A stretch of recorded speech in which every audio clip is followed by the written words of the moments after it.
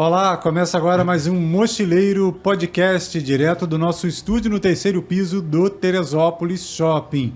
Hoje um tema mais vasto um pouquinho, ciclismo, Ironman, corrida, cicloturismo. E para falar disso tudo, Gustavo Alves, atleta de Teresópolis, é quase um teresopolitano, mora aqui há tanto tempo, conhece tanta gente. Bom, Gustavo, primeiro, seja bem-vindo, obrigado por aceitar o convite. Marcelo, muito obrigado. É um prazer estar aqui com você. Esse programa tem crescido bastante, a gente tem assistido com frequência. E vamos lá, vamos tocar aí o assunto que tem muita conversa, tem muita história aí de esporte para a gente falar no dia de hoje aqui. Bom, hoje eu vou começar meio que ao contrário, né? No bom crescente, vamos começar ao contrário para falar de um projeto que o Gustavo está participando, mais recente, que tem muito a ver com Teresópolis, que é um projeto de criação de uma rota de cicloturismo, conectando Teresópolis, Nova Friburgo, Sumidouro e Petrópolis, que é a Rota Serra Verde Imperial. Bom, Gustavo, essa ideia surgiu de uma volta de bike sua e do Marcos Paim, né? Fala um pouquinho da ideia de criar essa rota de cicloturismo. A princípio, eu entrei no mundo do cicloturismo há pouco tempo. Acho que a gente vai ficando velho, a gente vai deixando de querer competir para começar a curtir outras coisas sem sair de dentro do esporte que você ama, né? Então eu tive a oportunidade de fazer 2 vezes o Caminho da Fé e uma vez a Estrada Real, o caminho novo da Estrada Real, e me apaixonei. É muito gostoso viajar de bicicleta, botar as coisas ali, as poucas coisas que você precisa para sobreviver ao longo daquela caminhada ou daquela pedalada. E não deixei de pensar, poxa, nós estamos numa região que tem tudo para ter uma rota de cicloturismo. Nós já pedalamos por vários trechos de várias cidades ao redor daqui da nossa Teresópolis e faltava ligar esses lugares, faltava fazer uma ligação, uma conexão para criar um início, meio e fim e para que tornasse atrativo, né? Que as pessoas tivessem aquele ímpeto de conhecer tudo, né? Através de uma cicloviagem. E assim foi feito. Chamei meu amigo Paim, que não nega fogo, é um cara que falou que é para fazer desafio com ele. E nós fomos há mais ou menos um ano e pouco atrás, fizemos em 2 dias os 230 quilômetros dessa rota, saindo daqui de Teresópolis, passando por Sumidouro, Friburgo, e chegamos de volta aqui em Teresópolis, lá no Soberbo. Pai, sabe que nesse tempo que eu estou na estrada viajando de bicicleta, eu sempre tive essa ideia, assim, pô, a gente vê tanta coisa legal, o Vale Europeu, Caminho da Fé, Caminho do Sol, são muitas rotas em todo o Brasil, né? Tem rota agora na região dos Lagos do Rio de Janeiro, inclusive, e também tinha esse pensamento, pô, Teresópolis tem um potencial enorme, Friburgo também é muito bonito, Petrópolis, como é que ninguém nunca pensou em criar um roteiro desse, né? E agora veio a Rota Serra Verde Imperial, que aliás está sendo abraçada pela comunidade local, né? Os ciclistas gostando da ideia, falando muito sobre o assunto, né? Eu acho que a Rota Serra Verde ela ainda vai crescer muito. Nós temos Petrópolis que vai entrar nesse circuito também, de alguma maneira, né? E a turma aqui da nossa cidade ainda não tem muito esse perfil de cicloviagem. É uma coisa que a gente vai estar criando uma cultura na nossa região. Com pouco tempo que a gente está desenvolvendo a rota, já recebemos contatos de pessoas de Petrópolis, de Caxias, Nova Iguaçu, Friburgo, que são cicloturistas também. Então, assim, a comunidade cicloturista é grande. Ela está espalhada e aqui na nossa região tem gente que vai consumir esse produto. E o teresopolitano em si, a gente quer criar essa cultura dentro do teresopolitano. De 2 maneiras. Primeiro, estimulando o pessoal a andar na rota, mesmo que seja a turma que gosta de competição, né? Nós chegamos a fazer a rota em um dia só, eu e o Paim também, para poder criar um desafio para a turma que gosta de competir, né? Que criamos um tempo mais rápido que foi feito na rota até hoje. Na verdade, foi uma vez só que foi feito, foi pelo Paim em 17 horas. Mas tem várias pessoas que estão se programando para fazer a rota em um dia só e baixar esse tempo. Então não é o aspecto do cicloturismo, mas vai rodar dentro do nosso roteiro. Isso é muito importante, né? E além disso, a gente quer logicamente estimular aquela turma que vai fazer em 2 dias, 3 dias, 4 dias, aí sim curtindo todo o visual, todos os atrativos da rota. É verdade que acaba sendo uma rota bem democrática, né? A pessoa não tem um preparo para fazer em um dia, a pessoa tem que ter um preparo físico muito bom, né?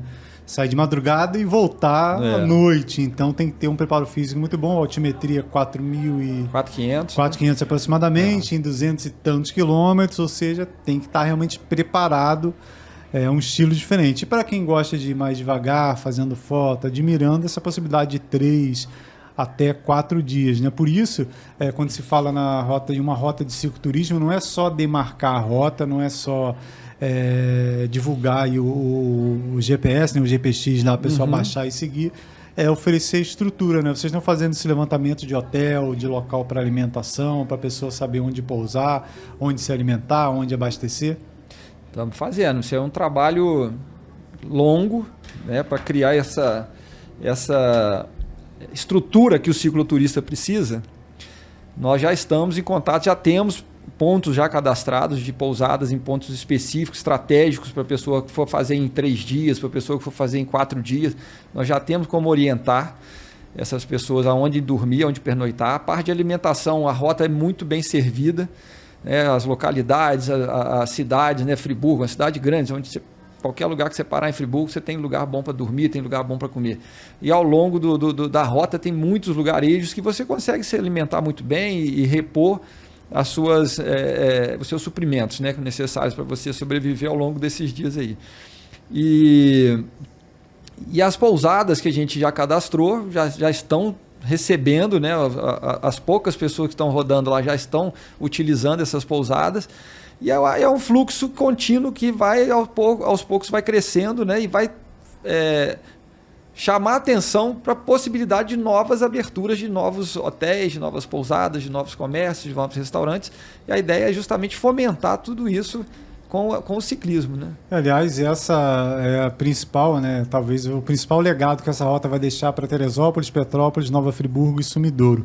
Só para você ter uma ideia, né? Para você que ainda não está antenado com a questão do cicloturismo, da cicloviagem, a importância desse tipo de rota, de espaço para pedalar, o Caminho da Fé, que hoje é a rota de peregrinação mais famosa do nosso país, né? Quando começou 20 anos atrás, havia também uma estrutura muito menor, não era toda a cidade que tinha pousada, havia uma dificuldade maior, né? Então hoje todo povoado tem um lugar para dormir, tem restaurante, tem lugar para tomar café, lugar para almoçar. No meio do nada tem uma casinha que o cara te recebe. É impressionante. Sim. Então a ideia é que no futuro nossa região possa arrecadar, né, ter lucro com essa ideia de passeio de bicicleta. Resumindo, é um passeio de bicicleta, pode ser feito de maneira mais rápida, para quem quer se desafiar, né, como disse o Gustavo, 1 dia ou 3 ou 4 dias.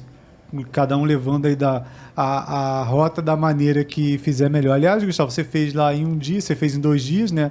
E fiz quando em 3 fez a também. primeira, fez em 1, e mais recentemente você fez em 3, né? Que é uma experiência um pouquinho diferente, né? Mais passeando realmente. Como é que foi essa última experiência dividindo a rota em 3 dias?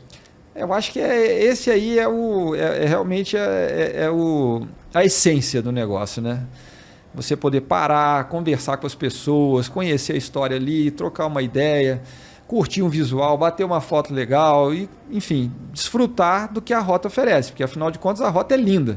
A gente passa por áreas de plantação, a gente passa por áreas históricas, né? Passa por ruínas, passa por túneis por onde passou a estrada de ferro, passa por parque municipal, parque estadual, chega aqui em Teresópolis com a vista do Dedo de Deus no Soberbo. Então, assim, quando você faz a rota como cicloturismo verdadeiro, você desfruta dos prazeres que ela vai te dar ali, né? Das belezas. E eu acho muito legal também, você outro dia falou sobre isso com o Mauro, o Caminho da Fé, o quanto é gostoso você conversar com as pessoas, né? Parar para trocar uma ideia, saber ali como é que é a vida da pessoa, trocar informação. E eu acho que isso é muito gostoso, alimenta também bastante, deixa bastante recordação boa da viagem, né? Nós vamos dar uma dividida por regiões, o pessoal de casa tem uma ideia da importância dela. Começa em Teresópolis, sai da Praça da Matriz de Santa Teresa, segue em direção ao Arrieiro, né? Que já é um local para quem talvez pedale lá com frequência, igual a gente já está acostumado, né? Nossos olhos acabam ficando meio opacos, né? Porque a gente costuma ver sempre. Mas quando a pessoa chega ali no alto do Arrieiro e olha em direção a Santa Rita, já é uma vista muito legal, né, Gustavo? Tem muita gente que nem sabe que existe um parque municipal naquela região, né? Então ali tem o Parque Municipal Montanhas de Teresópolis, né? E o nome é perfeito, porque é uma região que tem montanhas lindas. Do alto do Arrieiro tem uma vista, né? Um mirante ali, tem uma foto que a gente tirou lá recentemente, que estava no dia que a gente fez o dia que a gente fez em um dia. Nós saímos 5 horas da manhã, 4:30 da manhã, nós pegamos o sol nascendo ali. E as montanhas de fundo, então ali é um lugar maravilhoso, né? Tem o parque que você pode parar para conhecer, para entrar no parque, tem os atrativos do parque que fica em Santa Rita. Eu acho que...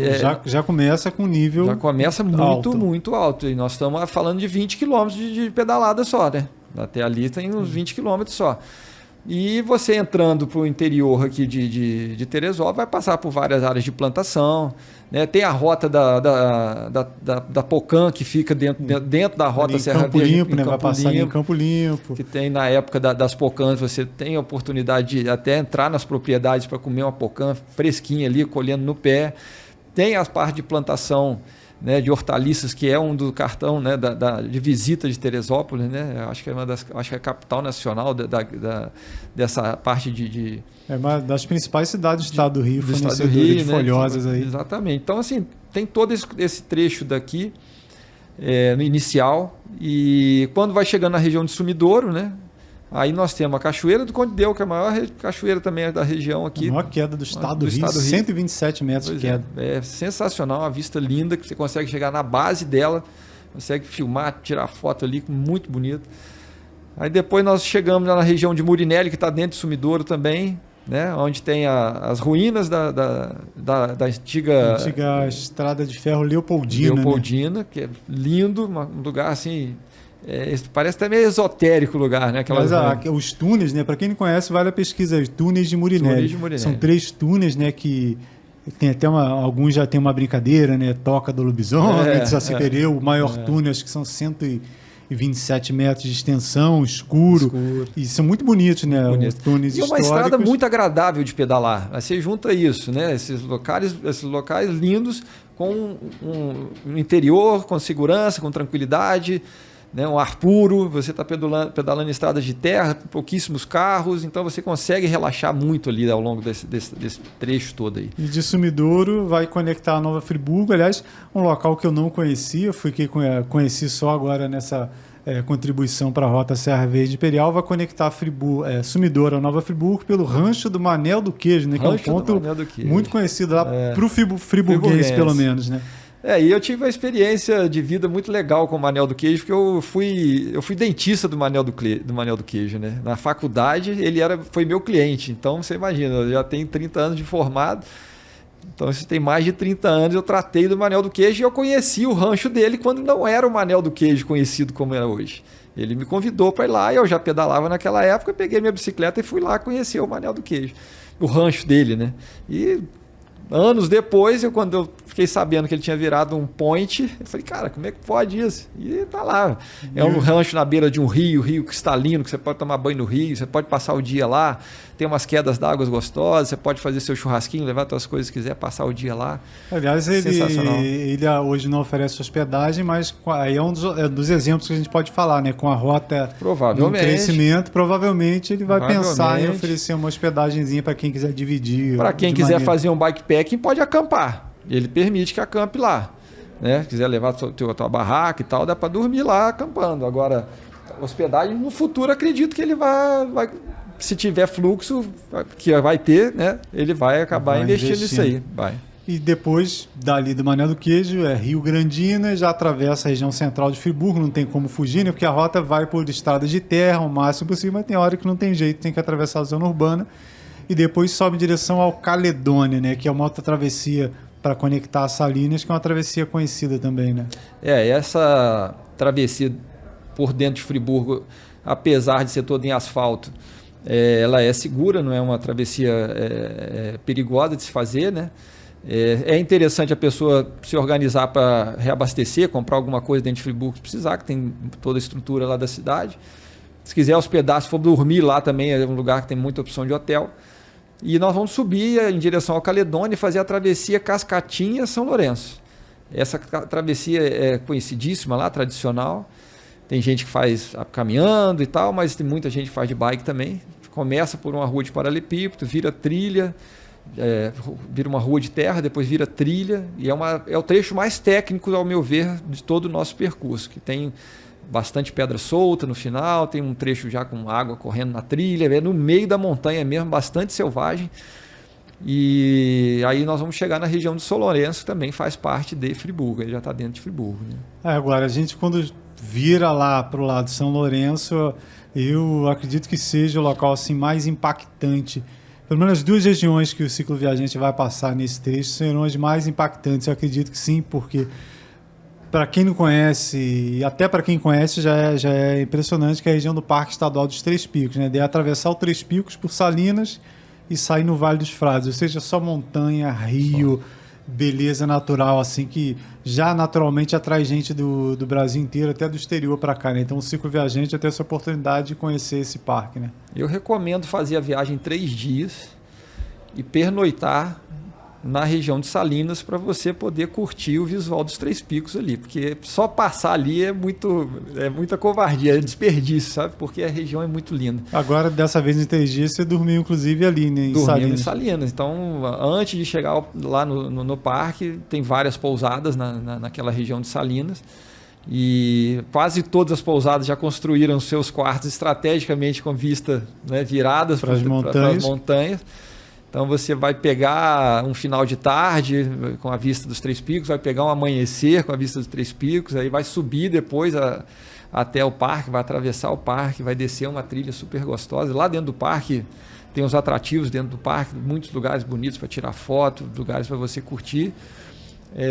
O parque estimula o cicloturismo também, é muito bacana. O Parque dos Três Picos quer realmente que a gente passe por lá. Tem plaquinha lá, trilha compartilhada, ciclismo e caminhada. Isso é muito bom para a gente. Acho que quando o projeto foi apresentado, foi muito bem recebido pela direção Romenick, o pessoal lá de Salinas, abraçando realmente a causa, né? Exatamente. E isso para a gente foi um alívio, né? Que a gente estava com medo disso não poder, mas realmente é o inverso. Eles querem que a gente esteja passando por lá. E aí desce depois para a região dos Frades, né? Que, cara, é difícil até de descrever, a pessoa tem que ir lá ver, porque aquilo Eu acho assim que é o local mais bonito de Teresópolis. Muito bonito, com certeza. Para mim não tem igual, não. Toda aquela região ali é muito bonita. E aí nós já chegamos em Teresópolis, né? Quando entra nos Frades. De Teresópolis, voltamos para Teresópolis. Isso. E aí depois passa em Cachoeira de Campanha, Sebastiana, e vai voltando Vargem Grande, Canoas, e saindo no Três Picos novamente, outra área dos Três Picos, na trilha do Dominguinhos, que é o Jacarandá ali, de Jacarandá, né? Tradicional da nossa... É um desafio final subir a trilha do Dominguinhos? E agora tá bem desafiante, porque essa chuva que deu aí, a trilha ficou maltratada, tadinho. Mas daqui a pouco o pessoal do parque melhora de novo lá.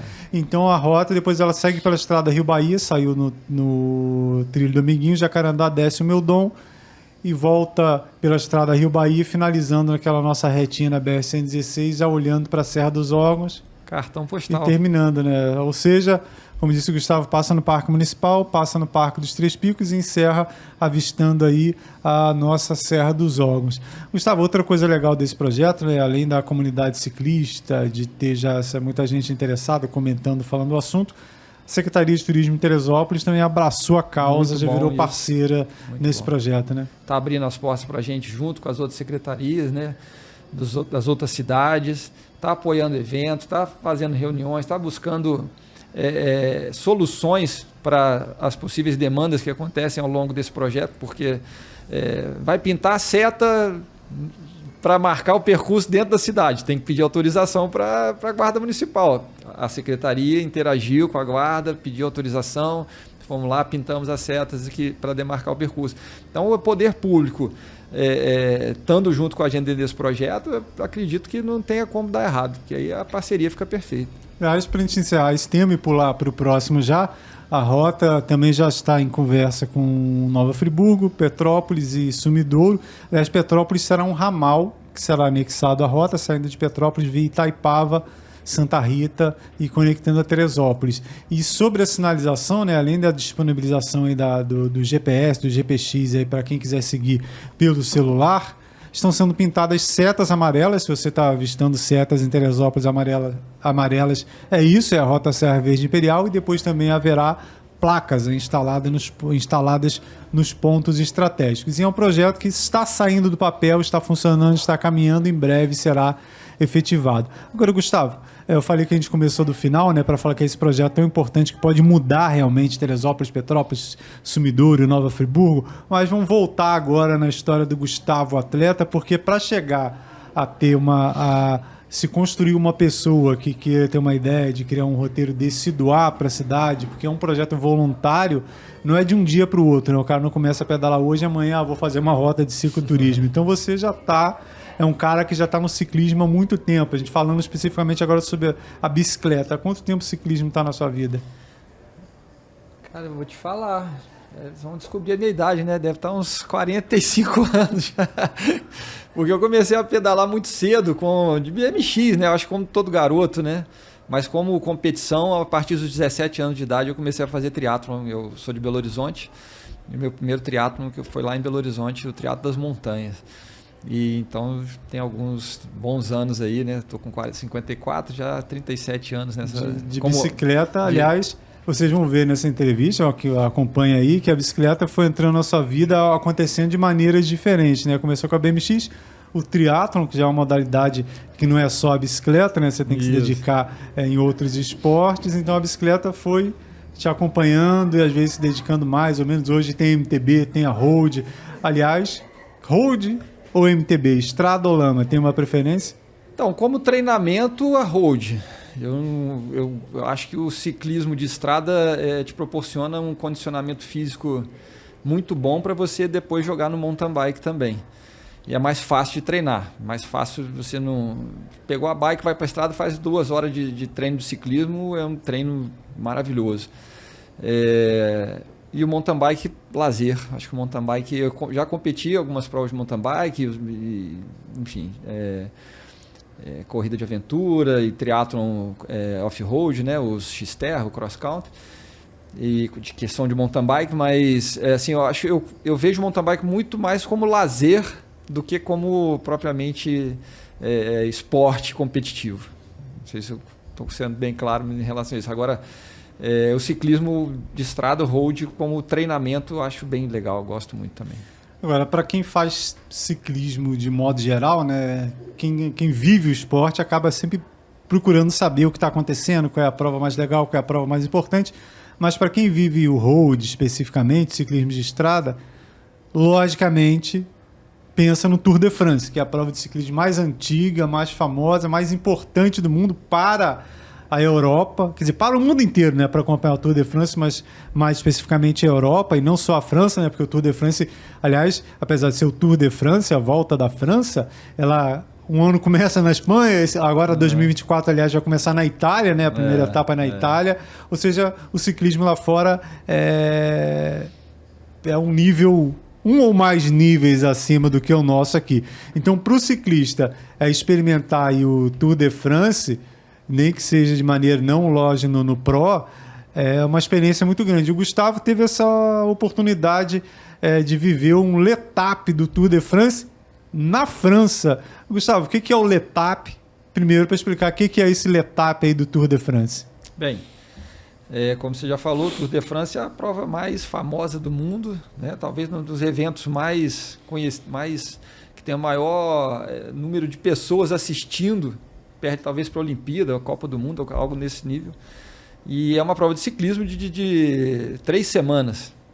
E para atletas profissionais de altíssimo nível. Não é qualquer atleta profissional. O cara tem que estar inserido dentro das melhores equipes do mundo. E a organização do L'Etape abre um dia dessas 3 semanas, pega uma das etapas e abre para ciclistas amadores, no mesmo percurso que os profissionais vão passar, o mesmo grau de dificuldade. E por incrível que pareça, esse ano tinham 16 mil ciclistas amadores fazendo essa prova. 16 mil. É coisa assim de você não consegue imaginar um décimo da população de Teresópolis largando todo mundo sem uma confusão na largada. Sem nada. Uma organização, uma coisa que você fala assim, não é possível, isso não vai dar certo. E deu. Então, assim, o L'Etape é uma prova que todo ano aberta para qualquer ciclista amador que você queira ir lá se inscrever você pode ir lá participar. E assim como o Tour de France, todo ano vai mudando o local, a cidade, o L'Etape todo ano também acompanha e vai para uma cidade diferente. Onde é que foi esse L'Etape que você participou na França? Então, nós largamos numa cidade chamada Annemasse, ou Annemasse, eu não sei como se pronuncia direito. Fica muito próximo da Suíça, de Genebra. E chegamos em Morzine, que é uma cidade nos Alpes franceses. Foram 4 montanhas, uma altimetria que a gente não consegue nem reproduzir aqui em Teresópolis, aqui na nossa região. A gente acha que mora numa região serrana que tem muita montanha. Durante nossos 6 meses de preparação para essa prova, nós não conseguimos atingir nenhum treino 3.500, 3.700. Nós não conseguimos chegar nesse acúmulo de subidas. E lá a gente tinha que subir 4.200 em 157 quilômetros. Então, subidas assim... Aí a gente falando da Rota Serra Verde Imperial, são 4.500 em 230. Ali 4.200 em 150. Em 150. Nossa. E sendo que as montanhas normalmente asfaltadas não são igual às montanhas de terra, né? Então, assim, no mountain bike é mais fácil fazer altimetria do que no asfalto. Se você conseguir acumular altimetria do que no asfalto. Então, é um evento extremamente organizado, seguro. Eu tinha muita preocupação com esse número enorme de atletas, como é que ia ficar a nossa segurança de risco, né? De acidentes, porque muita gente pedalando. Pega uma descida, aquele monte de bicicleta descendo. Então, o que acontece é o seguinte, eles têm uma estrutura muito bem organizada, onde largam pelotões de 1.000 atletas a cada 7 minutos, se não me engano. E abre uma estrada enorme e aquilo dilui de uma maneira que você não fica embolado com ninguém. E é o tempo todo a estrada toda fechada, não passa carro. Então você não tem perigo de entrar numa curva e dar de cara com carro. Você pode entrar aberto numa curva e fazer a curva com velocidade, que você não tem risco de encontrar nada vindo no sentido contrário. Isso vai te dando uma tranquilidade e a qualidade do asfalto, né? O asfalto parece que tinha acabado de colocar para a gente correr no dia seguinte. Um tapete, todas as serras, todo o percurso muito seguro, não tinha buraco, não tinha irregularidade no piso, nada disso. Então, realmente, você está num país que tem uma cultura do ciclismo, que é onde surgiu o ciclismo, né? Onde surgiu praticamente as primeiras bicicletas, e que eles realmente preservam isso e cultuam isso.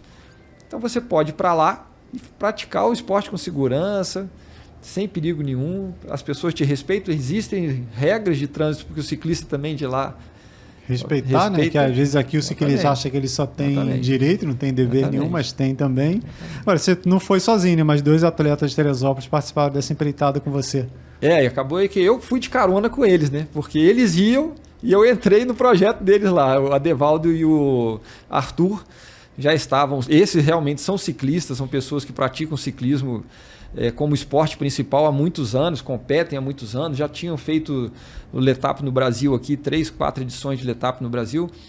E eu, na verdade, eu não sou esse ciclista de competição. Você entrevistou o Mauro aqui, que é um dos caras que mais competiu ciclismo na cidade, tem resultados fantásticos. O Adevaldo é outro ciclista de ponta da cidade, já categoria 60 a mais, que também já ganhou tudo na vida dele.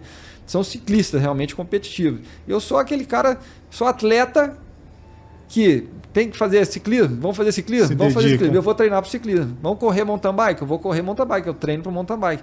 Então eu não sou um cara só dedicado ao ciclismo. Essa é a grande diferença. Mas quando eu quero me preparar, eu consigo chegar lá, porque, como você falou, tem uma história aí que de muitos anos que me dá esse lastro, né? Me dá essa condição. Agora, além de correr o L'Etape, com esses 2 feras aqui de Teresópolis, depois vocês acompanharam uma etapa como telespectador, né, como público, né, assistindo uma etapa lá ao vivo. Telespectador não, ao vivo lá na beira da estrada do Tour de France.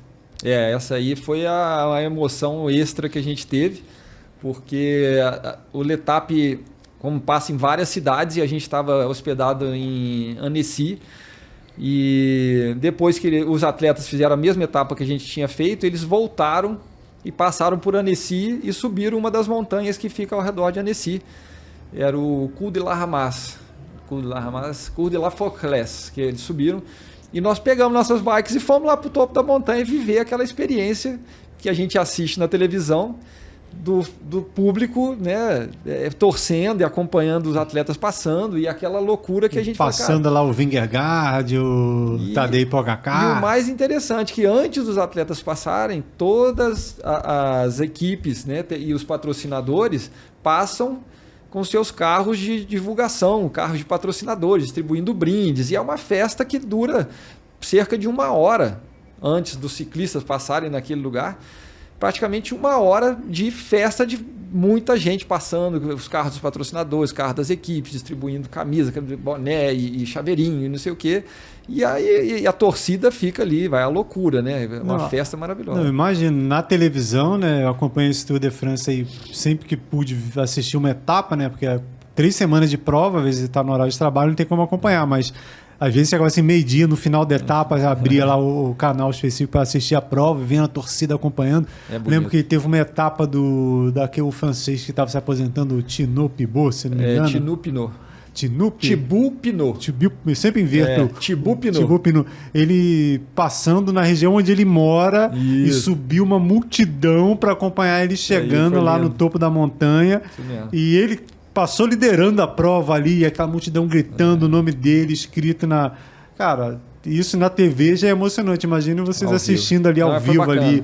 Foi uma sensação muito boa. Aliás, quem quiser assistir isso aí, tem no meu canal do YouTube, tá tudo gravado lá. Se puder divulgar aí. O canal Corre Pra Cá. O canal Corre Pra Cá. Tem os videozinhos disso tudo aí que a gente tá falando lá no canal. Pois eu ano passado, né, tive a experiência de pedalar nos Pirineus lá, passei em 4 cols, onde já se realizou essas provas, né? O Portalet, que conecta a Espanha e França, o Albisque, que fica na região do Sulú, do Tourmalet, fiz o Albisque, depois voltei pelo Mary Blanc. Aliás, em 2023, o Tour de France passou no Col de Mary Blanc de novo, e voltei pelo Somport, que é outra conexão de Espanha-França. Passei fora da prova, né? A prova ocorre em julho, eu passei lá agosto, setembro, já foi legal demais, né? O Col de Albisque, então, o Tour de France havia passado 2 meses antes de mim, o Tour de France havia passado Laruns, subido Albisque em direção ao Sulur. Ele estava pintado lá no chão, o nome dos atletas, e lá no topo do Albisque tem aquelas bicicletas que são as esculturas. Já foi legal demais, assim, eu ficar imaginando como é que... E eu me matando, eu fiz de mountain bike. O bacana também que eu achei lá, não sei se você observou, deve ter visto isso muito, todas as montanhas, elas são marcadas com placas padronizadas, que te dá o quilômetro que você está, a altimetria que você está, a inclinação que você está. Então, assim, existe um padrão já, a coisa está tão bem organizada lá, que a gente achava que isso era só nos trechos onde a prova ia passar. Que a gente viu isso durante o dia que a gente estava pedalando na prova. Depois passeando, fazendo os outros roteiros lá, outros percursos, e no dia do que a gente foi assistir, nós observamos que todas as serras lá, todas as montanhas seguem esse padrão. Então, você tem muita informação para onde pedalar, né? Onde você está pedalando, qual o nível de dificuldade você está andando. É tudo muito organizado nesse sentido. Agora que eu queria falar assim, eu passei lá sem o Tour de France estar rolando. Já foi muito legal, assim, porque eu sou um cara que gosta de vivenciar a essência do que eu pratico, né? Seja do montanhismo, do ciclismo. Então, eu parava lá e ficava imaginando assim, cara, como é que deve ser esses caras aqui se matando metro a metro, montanha acima, e depois já ter pedalado 120, 150, encarar uma montanha dessa, e os caras... No nível que eles fazem, que eles fazem ali, já foi legal. Imagino vocês que viram ali a prova rolando ali, né? Ver um cara igual o Vingegaard, que é um cara frio, lá pela sua cultura, né? Mas você vê ele concentradão, independente disso, passando ali, as bikes, que são outro nível de bicicleta, deve ter sido... Que experiência, né? Muito bacana. Os carros de apoio das equipes com aquele monte de bicicleta em cima, né? Porra, é um outro mundo, né? Um mundo que a gente está muito distante dele. E, infelizmente, é cultural, né? O nosso esporte principal é futebol, não é ciclismo. O esporte principal dele é o ciclismo. Isso aí você vai nos parques, você vê as crianças pedalando de bicicleta de road, cara. Brincando, dando volta nas praças, sabe? Já nasce com famílias levando... o pai puxando carrinho atrás para subir a montanha, para levar 2 crianças, bebê, para assistir corrida. Um bebê vai ver, não vai ver nada, o cara põe as crianças e vai. A família quer que ele esteja ali. E pessoal de idade sobe a montanha, para o carro lá, às vezes um trailer, vai viajando de cidade em cidade, né? Um motorhome, né? Para ir acompanhando o Tour de France então, e tal. Assim, é Aliás, Gustavo, essa coisa do francês, ou do europeu de modo geral, mas falando do Tour de France, o francês viver realmente o ciclismo. Quando eu desci o Portalet, subi da Espanha, passei no Portalet e desci para Larungs, na França, era meio de semana, assim. A quantidade de ciclista que eu encontrei pedalando, e a subida de Larungs para o Portalet são 28 km de subida. E olha, encontrei muita gente subindo lá de road de toda a idade, cara. Então isso é legal demais. E Larungs é um povoadinho, assim, parece aquela cidadezinha. Lembra aquele jogo, aquele brinquedinho antigo que tinha de madeirinha, que você montava a cidadezinha? De tijolinho? Parece essa cidadezinha montada ali, que é esse sul da França, assim, já foi. Cara, que é realmente muita experiência. Agora, Gustavo, logicamente, para poder ir para a França e para a Europa, é um tipo de viagem que demanda tempo, grana. Às vezes, logicamente, a maioria da população tem que se organizar financeiramente e arrumar tempo para fazer. Ou seja, às vezes pode demorar um pouquinho mais para acontecer. Porém, no Brasil, se pode viver pelo menos uma pequena ideia do que é o Tour de France com os Letapes, as provas de Letap aqui no Brasil também, né? Pode. Eu acho que até o que me estimulou a ir para a França foi porque no ano anterior, né, do ano passado, eu fui assistir o Adevaldo e o Arthur correrem em Campos do Jordão, no Letap Brasil, etapa Campos do Jordão. Me inscrevi para correr esse ano. E quando eu assisti a prova, eu falei, cara, isso é muito legal, isso é muito bem organizado, isso é seguro, né? E tem uma estrutura muito boa. Não é uma prova barata, mas o que você está pagando é retornado para você no evento. E aquilo me estimulou. Falei, cara, eu já estou inscrito para fazer Campos do Jordão. Então, poxa, os caras estão querendo ir para a França antes de Campos do Jordão, então eu vou... Você acabou fazendo lá primeiro. Eu vou tentar ir com eles para lá. Tudo também planejado, com antecedência e tudo mais. Então, no Brasil, o Letap, na verdade, é uma chancela, né? Tem no mundo inteiro Letap. Você pode correr Letap em qualquer lugar do mundo. Você vai entrar lá no site, tem Letap até na China. E é uma prova que reproduz o padrão. Eles têm critérios. O Letap de Campos do Jordão é trânsito fechado 100%. Não tem carro também. E tem tempo de corte para poder terminar a prova. Tem carro de apoio, tem moto de apoio. Tu furou um pneu, estragou uma peça da bicicleta, vem uma moto da Shimano, quebrou a roda. O cara te dá uma roda, põe na tua bicicleta, termina a tua prova, no final da prova você vai lá e resolve com o cara da Shimano. Você vai pagar a roda para ele, tu vai devolver, o que tu vai fazer? Então, assim, é uma mega estrutura e é um padrão. O que acontece no Letap Brasil é a mesma coisa que acontece no Letap da França, que acontece no resto do mundo. Então, você pode ir para lá sabendo que você vai correr com trânsito, um percurso totalmente fechado, normalmente em estradas boas. Eu estou querendo correr o Letap de Cunha o ano que vem, que é uma cidade do interior de São Paulo que tem umas montanhas muito duras também e eu gostaria de ir lá conhecer. Tem Letap no Rio de Janeiro, também dizem que é muito bonito. Então, assim, você pode reproduzir isso aqui no Brasil. Eu acho que para quem curte ciclismo, é uma ótima oportunidade. E é uma prova diferente. Não é uma prova que você vai entrar, na maioria das vezes, com poucas... O Adevaldo, por exemplo, é um cara que já ganhou o Letap de Campos do Jordão. O Adevaldo já ganhou, acho que mais de uma vez lá. O Letap de Cunha também. Mas a maioria dos ciclistas lá vai pela experiência, não vai pela vitória. Porque são 2.000, 3.000 ciclistas participando também. Então, não é uma prova para pouca gente. É um percurso difícil, muito bonito. Então, está aberto para todo tipo de atleta. Aquele que está indo para buscar realmente um diferencial, fala, pô, cara, eu ganhei o Letap do Brasil, eu ganhei o Letap do Campos do Jordão. Isso aí é motivo de muita honra. Mas a grande maioria está lá pela experiência. Para contemplar pela experiência. Agora, a gente vai voltando agora ao capítulo da história, falando dessas etapas da bicicleta na sua vida. Cara, você fez Ironman, teve uma época da sua vida que você participou do Ironman, que é outra prova também dificílima, né? Fala dessa fase aí, o que é o Ironman, para quem não conhece. Então, dentro do triatlon, como eu comecei com 17 anos a fazer triatlon, e na época o triatlon no Brasil era ainda muito inicial e tudo mais, eu tive a oportunidade de passar por todas as fases do triatlon. Então, eu corri as provas de curta distância, depois os triatlons olímpicos, que são triatlons... não é que sejam mais fáceis, mas a distância não é tão longa, né? São distâncias mais curtas, que seria um triatlo olímpico, 1.500 metros de natação, depois você pedala 40 km, depois corre 5 km, corre 10 km no triatlo olímpico. E com o tempo fui evoluindo, comecei a correr na década de final dos anos 90, começaram a chegar no Brasil as provas de meio Ironman, que era uma distância já longa, mas não eram provas oficiais de Ironman. No Brasil tinha uma prova oficial de Ironman que era lá em Porto Seguro. Antes disso tinha em Angra dos Reis, que o Djan Madruga que organizava e depois levou para Porto Seguro. Era a única prova de Ironman que tinha no Brasil e era só para atleta profissional também. Os meio Ironman, quando chegaram no Brasil, começou a ter muita gente querendo fazer. E eu, graças a Deus, participei desde os primeiros.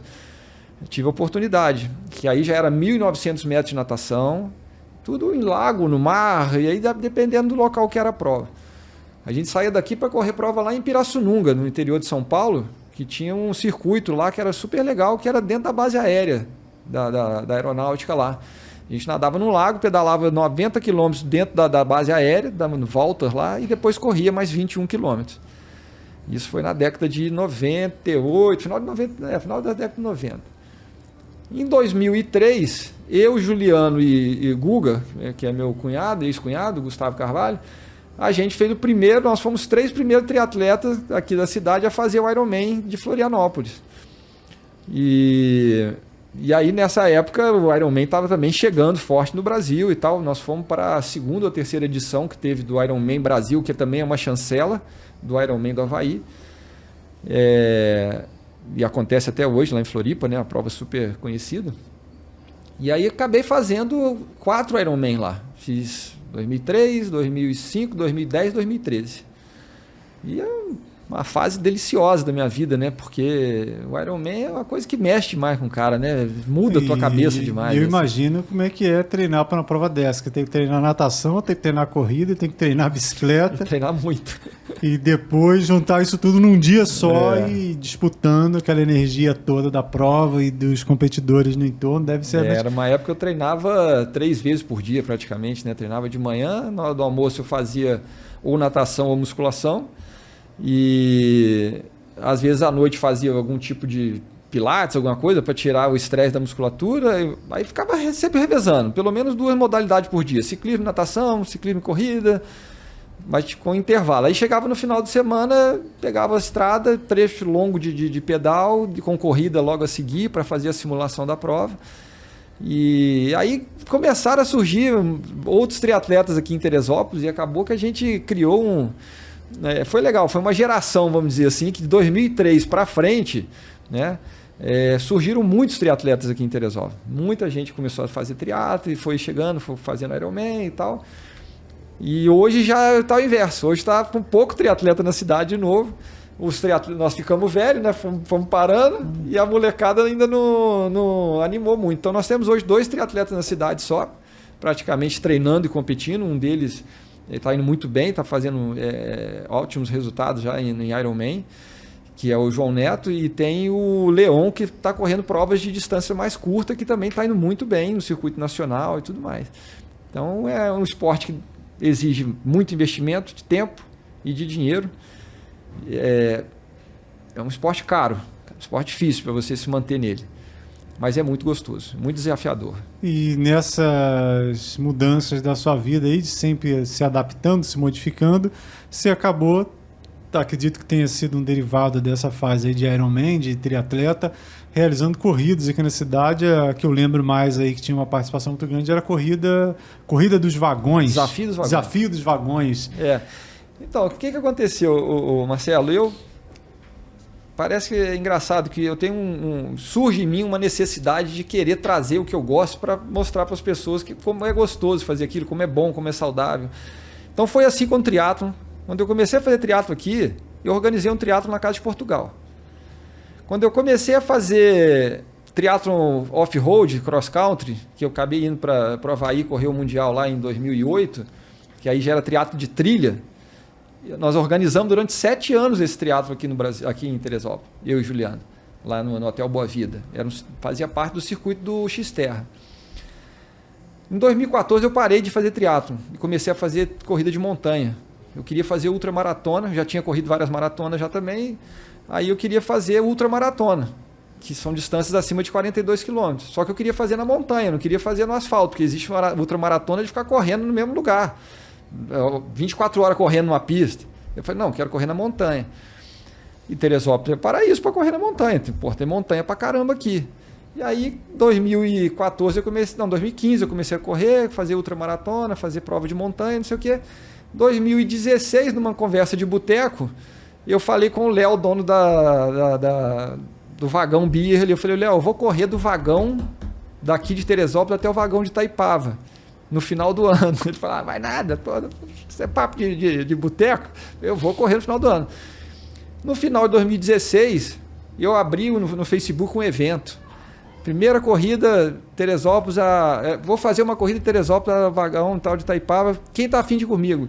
Cara, em uma semana tinha 104 pessoas inscritas para fazer o evento comigo. Eram 60 correndo e 40 de bicicleta. Nós fizemos um mini evento, aí consegui apoio de um monte de gente, e aí surgiu o desafio dos vagões. No ano seguinte virou prova. E aí deu 300 pessoas no ano seguinte.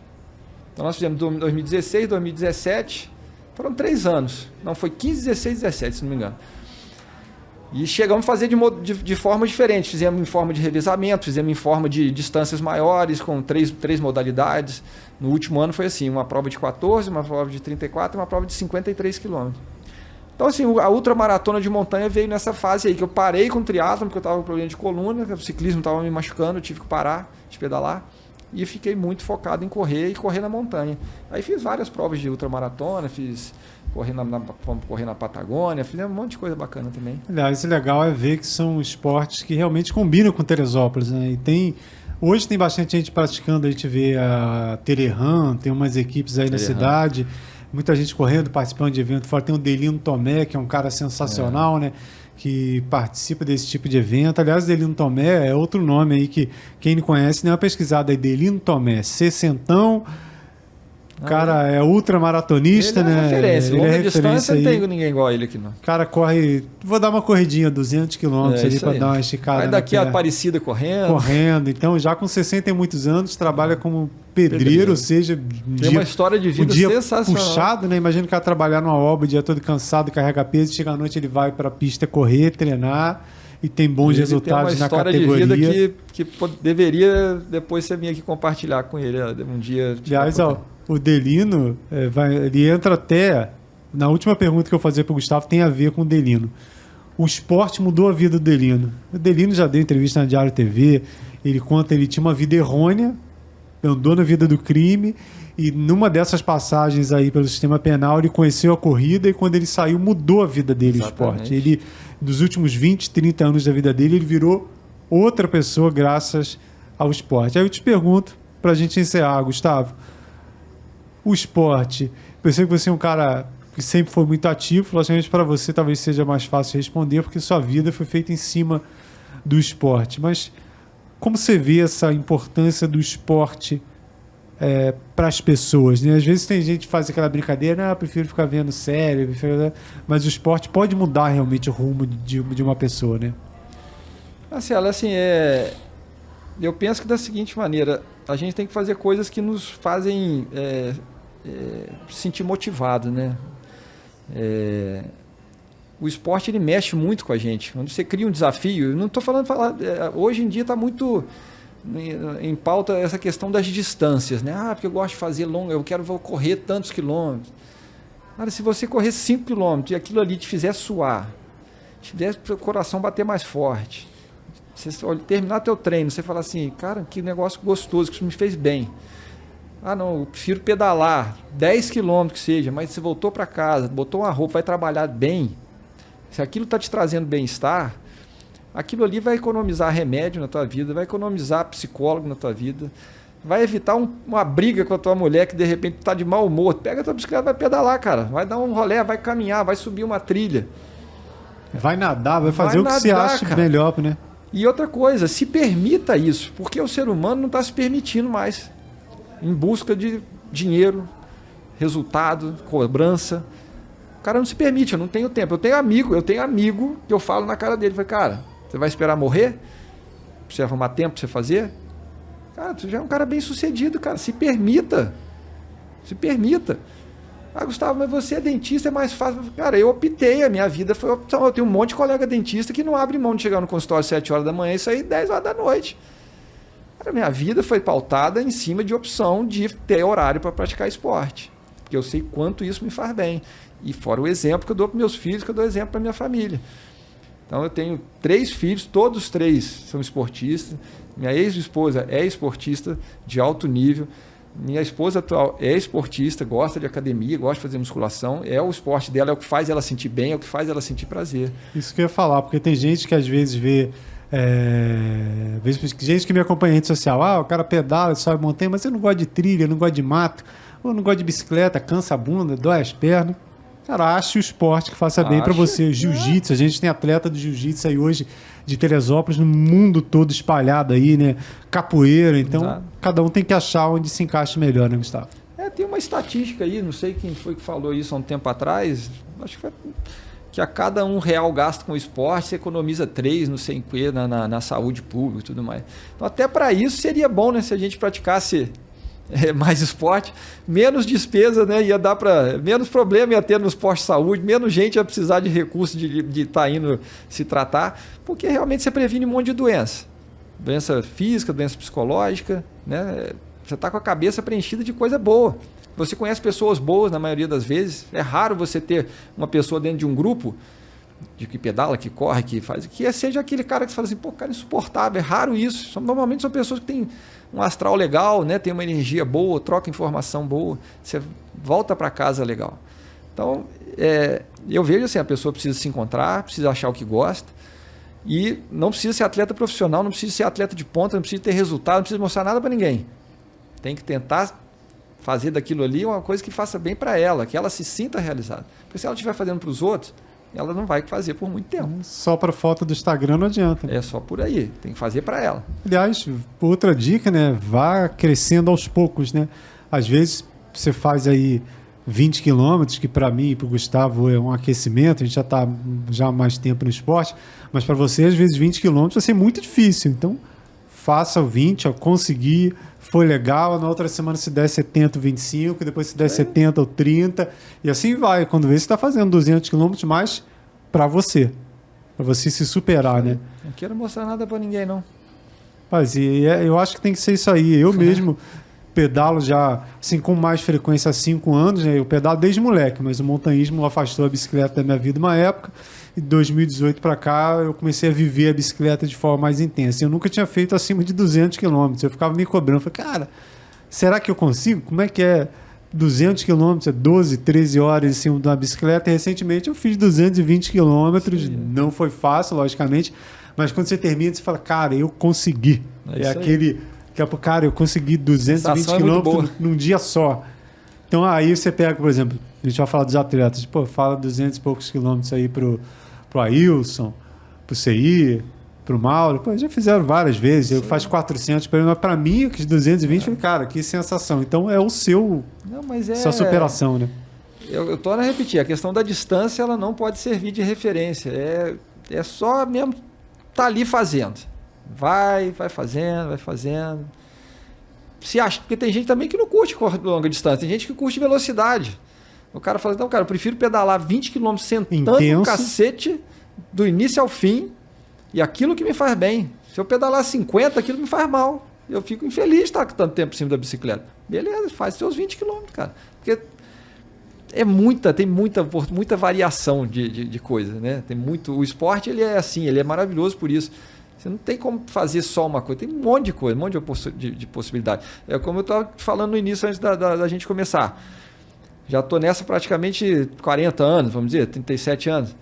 Olha quantos esportes eu já pratiquei dentro de uma base, que é o triatlon, que é a natação, ciclismo e corrida. Eu já fiz travessia de natação, eu já fiz corrida de montanha, eu já fiz corrida de aventura, eu já fiz triatlon off-road, eu já fiz triatlon curto, triatlon longo, eu já fiz ciclismo puro, já fiz mountain bike puro. Olha quanta opção, dentro de 3 modalidades que foi minha base, da onde eu comecei. E além da pessoa se encontrar, né, no esporte que faz bem a ela, acredito que cada fase da vida a pessoa vai modificando, vai vai se encontrando. E agora é cicloturismo. Agora meu esporte é cicloturismo. Agora é contemplar. Bom, Gustavo, muito obrigado. Nada, cara, prazer. Praticamente tinha muito mais coisa para conversar, mas tem o nosso tempo, mas dá para ter uma ideia, assim como todo mochileiro podcast aqui, eu sempre busco trazer pessoas que têm histórias legais, relevantes para inspirar você. Além de você conhecer os moradores de Teresópolis, os teresopolitanos, de nascença ou não, inspirar você a levantar aí do sofá e vivenciar uma experiência para quando você tiver que parar. Eu trabalho muito isso, Gustavo. Uma hora o nosso corpo vai parar. Por doença ou por idade, uma hora o corpo vai chegar, ó, é a hora de parar. Vamos descansar, botar o chinelinho e ficar na cadeira. E para quando isso acontecer, eu vou ter um monte de memória para me manter vivo mais muito tempo, assim eu espero. Mas vai demorar para isso acontecer. Assim seja. Bom, esse foi mais um Mochileiro Podcast, direto do nosso estúdio no 3º piso do Teresópolis Shopping. No próximo, o que vem aí? Escalada, ciclismo, conservação ambiental? Fique ligado, com certeza algum tema que tem tudo a ver com a nossa bela Teresópolis. Até breve!